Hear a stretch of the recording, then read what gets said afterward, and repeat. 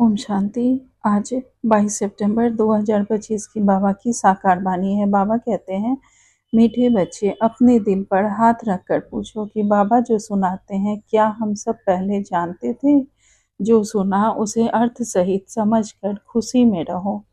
आज का प्रश्न है, तुम्हारे इस ब्राह्मण धर्म में सबसे अधिक ताकत है, कौन सी ताकत है और कैसे है। तो उत्तर में बाबा कहते हैं, तुम्हारा यह ब्राह्मण धर्म ऐसा है जो सारे विश्व की सद्गति श्रीमत पर कर देते हैं। ब्राह्मण ही सारे विश्व को शांत बना देते हैं।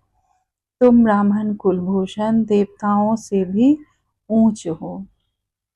तुम्हें बाप द्वारा यह ताकत मिलती है। तुम ब्राह्मण बाप के मददगार बनते हो। तुम्हें ही सबसे बड़ी प्राइज मिलती है। तुम ब्रह्मांड के भी मालिक और विश्व के भी मालिक बनते हो। बाबा कहते हैं कि हमारा यह ब्राह्मण धर्म में सबसे अधिक ताकत कैसे है और कौन सी ताकत है। तो बाबा कहते हैं, हम इस ब्राह्मण धर्म में ही सारे विश्व की सद्गति बाबा की श्रीमत पर चलकर कर देते हैं।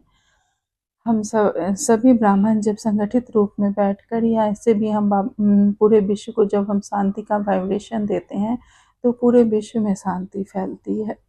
तो बाबा कहते हैं हम सभी बाबा के मददगार बनते हैं। तो बाबा भी हमें बहुत बड़ी प्राइज देते हैं, हमें इस ब्रह्मांड का और विश्व का मालिक बनाते हैं। ओम शांति।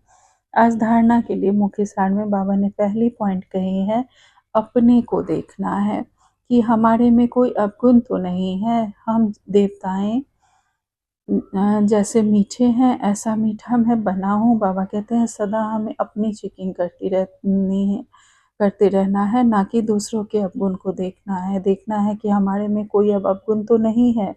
हम देवताओं जैसे हमारे गुण दैवी बन रहे हैं, हम देवताओं समान मीठे हैं। दूसरी पॉइंट में बाबा कहते हैं, बाप की श्रेष्ठ से श्रेष्ठ मत पर चलकर अपनी राजधानी स्थापन करनी है। बाबा कहते हैं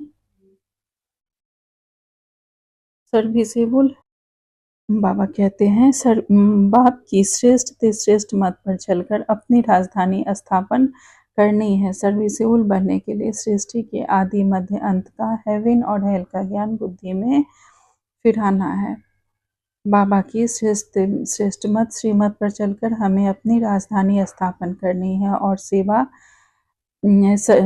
सेवाधारी बनने के लिए, सर्विसेबल बनने के लिए सृष्टि के आदि मध्य अंत का और स्वर्ग क्या है और नर्क क्या है, हेल और हेवन का ज्ञान बुद्धि में हमारे फिरते रहना चाहिए। आज बाबा ने हमें वरदान दिया है, खुदाई खिदमतगार की स्मृति द्वारा सहज याद का अनुभव करने वाले सहज योगी भव। विस्तार में बाबा कहते हैं, खुदाई खिदमतगार अर्थात जो खुदा वह बाप ने खिदमत अर्थात सेवा दी है, उसी सेवा में सदा तत्पर रहने वाले खुदाई खिदमतगार। जो बाबा ने हमें कार्य दिया है, सेवा दी है, उसमें सदा तत्पर रहने वाले हम खुदाई खिदमतगार हैं।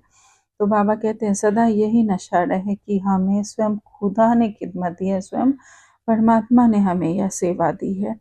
तो बाबा कहते हैं कार्य करते हुए जिसने कार्य दिया उनको कभी भूला नहीं जाता। तो कर्मणा सेवा में भी यह स्मृति रहे कि बाप के डायरेक्शन अनुसार कर रहे हैं, तो सहज याद का अनुभव करते सहज योगी बन जाएंगे। सदा याद रहे कि सेवा हमें कोई भी कार्य भगवान ने दी है, तो हम सेवा देने वाले को, और भगवान करण करावनहार भी हैं परमात्मा, तो उन्हें हम कभी नहीं भूलेंगे, तो हम सहज योगी बन जाएंगे। सदा बाबा की याद रहे कि आज स्लोगन में बाबा ने कहा है, सदा गॉडली स्टूडेंट लाइफ की स्मृति रहे तो माया समीप नहीं आएगी।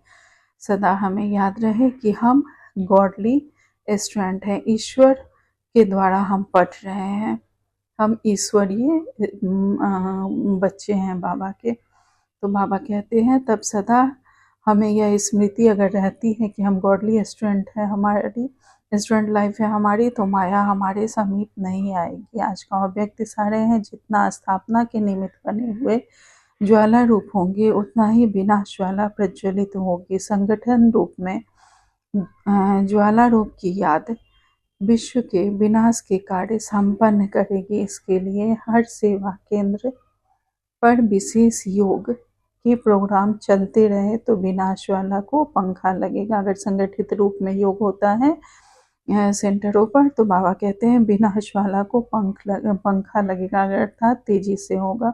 बाबा कहते हैं योग अग्नि से विनाश की अग्नि चलेगी, ज्वाला से ज्वाला प्रज्वलित होगी। अच्छा।